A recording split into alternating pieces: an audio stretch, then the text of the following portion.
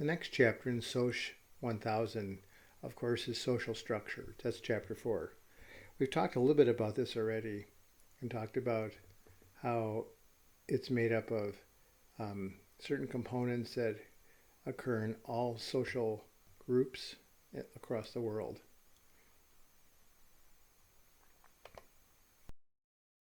The big questions in this chapter include: what is social structure? How do social hierarchies shape our lives and life choices and relationships? Why do institutions influence social life? How is social structure linked to social interaction? And finally, why are social structures so slow to change?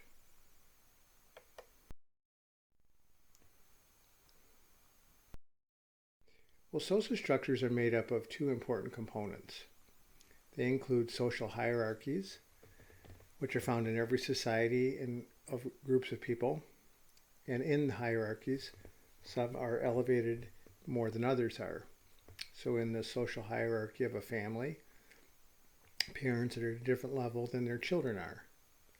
In some cultures, grandparents and more distant relatives are even at a higher level. It also includes institutional environments made up of laws, rules, organizations, and the government in which individuals navigate. So we must follow these rules in organized societies. If you're in the military, you have social hierarchy made up of from privates to generals, and there are rules that govern how people interact and coordinate with one another within that institution. The second question has to do with: how do social hierarchies shape our lives, especially the choices we make in our relationships?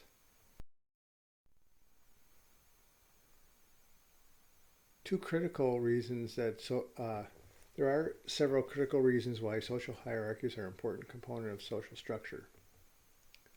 And one of them has to do with its impact on our lives and life choices. Life chances refer to the things that we have opportunities to do based on where we stand in society. So if you're in the upper class, speaking of, for example, taking a vacation this summer, you may have a plethora of choices to pick from, whether it's a world tour or a tour of Europe, or perhaps going to Machu Picchu. If you're in the lower class, it may be a very different choice. It applies to where you live at, the type of car you drive, or if you even drive a car, maybe you have someone drive it for you, where you go to college at, where you buy your groceries at. So your social standing makes all the difference in the world on life choices, including and life chances, including where you get your health care from. Hierarchies also shape our lives and relationships in many other ways, including who we have relationships with. So social hierarchies, society as a whole is impacted by hierarchies. They generate tensions and conflicts, sounds like conflict theory to me, between dominant and subordinate groups. As Marx called them, the haves and the have-nots. Some of these groups might include wealthy people versus poor people, Republicans versus Democrats, the heterosexual or heteronormative versus homonormative or homosexuals. There's always a tension between people in power and people that don't have power. Power and privilege also occur in hierarchies. So the dominant group monopolizes the opportunities or the claims that they make on rewards. They keep themselves in power. It's ironic that the United States Congress is made up mostly of attorneys, people that run for office who have law degrees. What do you suppose the likelihood of someone who's an attorney in the Senate or the House for that matter, uh, seeking to change laws on your behalf as opposed to their behalf. I'm not saying all of them do that, but that may be part of the reason that things don't change. Subordinate groups, on the other hand, have inferior status and they have limited opportunities. Imagine running for a public office against someone who is a wealthy millionaire or billionaire like Michael Bloomberg versus someone who just decides they want to run because they feel compelled and called to be part of a public office. Money does talk. One of the things that happens because of this power differential is discrimination. So discrimination happens because of the power imbalance. Powerful people influence the behavior of others, including establishing of laws, like congressmen do, that exclude subordinate groups and reproduce the power inequality. An example might be Congress or representatives in a local area having polling places that are inaccessible to people that are poor. They decide where the polling places are and they do everything they can to maintain the subordinate group in a subordinate position. There were challenges to discrimination, including the civil rights movement back in the 1960s, the women's rights movement, which has been going on even longer than that. Some people have traced it back to before the American Civil War, and even legal and political changes, including the Civil Rights Act passed in 1964 and the Voting Rights Act in 1965. Political challenges also occurred with women's right to vote back in the early 1900s. Imagine being a woman who was unable to vote, even though by law you still have all the rights that men do, except the right to vote. Well, that's of course changed. An example of how demographics change includes trends in agricultural production. The chart on the right of the diagram shows how the percentage of males in agriculture has declined since the 1850s to the 2000s very dramatically, the percentage of people. Part of this is due to more opportunities to work off the farm, and especially because of the advent of technology. But the critical trends in employment for males is very different than it is for females in agricultural jobs, which basically haven't changed much at all. You do notice that agriculture for women actually has a couple of bumps in it. One that was around the American Civil War and one that was between World War I and World War II.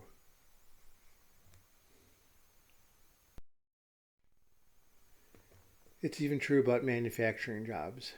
So at the end of the Civil War to the 1960s, there was a tremendous growth in the United States. By the early 20th century, immigration kept occurring, and it not only paved the way, literally, for the development of urban areas, but it included the creation of entire communities. All one has to do is drive around Chicago, and you can see a multitude of different ethnic neighborhoods, some of them still there. By the 2000s, though, manufacturing jobs started to disappear because technology replaced manual labor with technologically driven labor like robots. So education seems to have an important role in this. Find the right. Include organized religion, the schools and educational systems, and the marriage system. One thing about institutions in their very nature is that they change very slowly. If you look at organized religion around the United States, attendance at religion has slowly been tapering off, which isn't something that's just notable in the United States. It happens all over all over Europe, and we're maybe a half a century behind most of Europe. Even schools and educational systems are enduring institutions. Have you ever wondered why students are off between May and the fall, August? It may have something to do with back 100 years ago, labor was needed on the farm during planting and harvesting. But as we saw in the one chart, most people don't live on farms anymore. Even the marriage system is slow to change, including property and legal rights between men and women, and even today, by today's standards, the advent of gay marriage.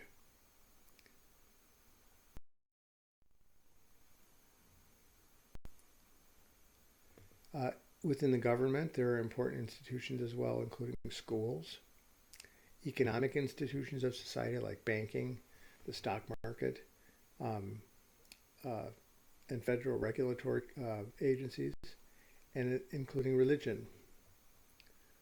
Remember, institutions don't change very quickly, and they have predictable rules within the hierarchy. And this includes the legal system as well. The legal system not just including judges and courts, but includes the law enforcement system, the prison system, etc. We need to know that the laws apply to everyone, and that the legal system is there in case we need it.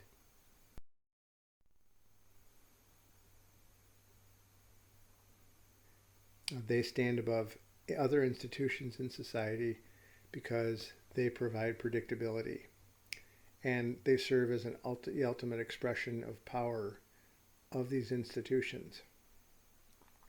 They provide policies and programs related to social insurance and social assistance like Medicare and Medicaid.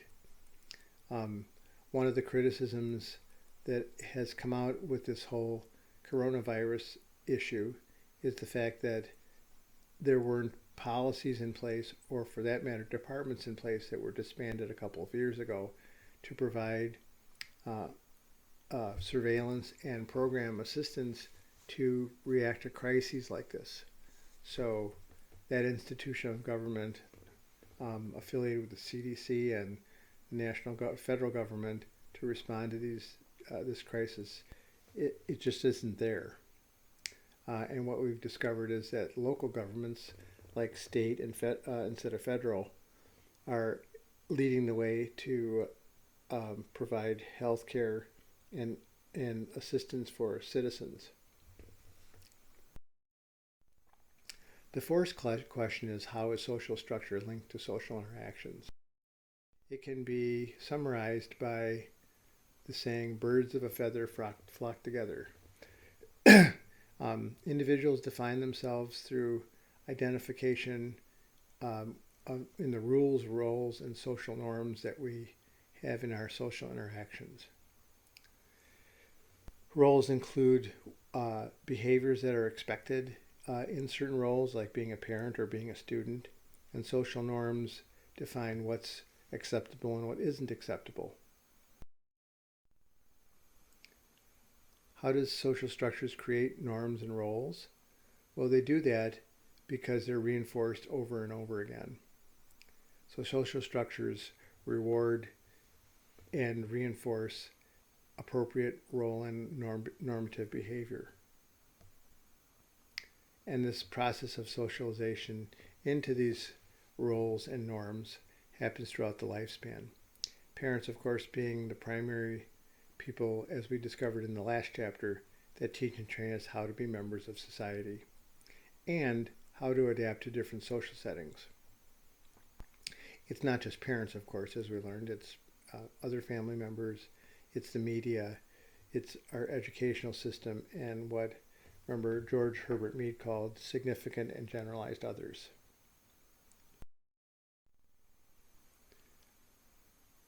Some features of the socialization process include games and role playing in early childhood, perhaps maybe even more important in some ways than learning about academics. Structured learning environments that happen in late childhood and adolescence, like middle school athletics and high school athletics. and of course learning how to adapt to new situations and guidelines throughout adulthood and the rest of your life. Think of the first time you had a job and how you were socialized into your job. People that worked there showed you the ropes. You found out who to ask if you had questions, who had the power in an institution. So the socialization process really never ends. Bourdieu believed that we developed habits. He called them habitus, that specifically examine how different economic and social group, or what he called classes, teach their members different ways of living. So if you're in the middle class, there are certain habits that you perform as opposed to being in the lower class. And we tend to hang on to those habiti very dear, which makes one wonder about the difference between social structure and individual choice. Are we an agent of free will? Do we have agency where people in society are responsible because they act in a free way and make their lives what they want? Or are we sort of driven and have little agency or lack the capacity to make free choices? And this is an age-old question. I hear it all the time when students talk about voting.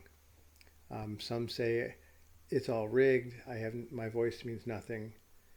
So they don't believe they have agency, whereas others take the bull by the horns and decide that in spite of not having much of an impact, they still want to have some impact. Social structures slow to change? Well, because they need to be what's called path dependent. We need social structures to be predictable. We're all familiar with the keyboard on your computer or on your telephone. Imagine what would happen if suddenly Apple or some other phone manufacturer or computer manufacturer rearranged the keys on a keyboard. It would cause all kinds of problems. So we know that when we buy a new phone, we know exactly where the keys are. We know where all the letters will be. So path dependency is pretty important, and it's powerful. I learned how to type on a computer, or actually a typewriter, back in the 1960s, and thank God the keys haven't been moved around because I would be lost.